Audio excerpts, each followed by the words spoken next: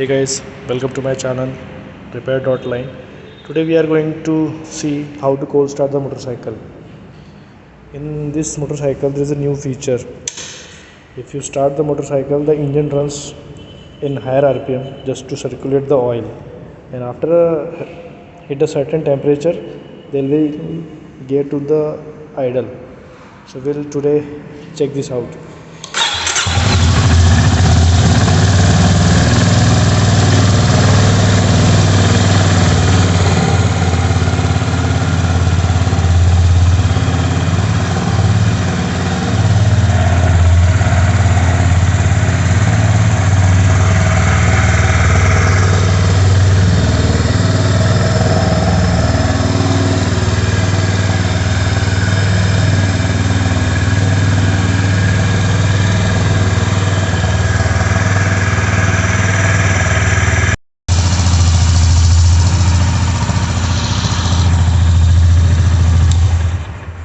That you can see that the engine RPM are going slower and slower and slower because the engine hit the certain temperature, the RPM are goes down.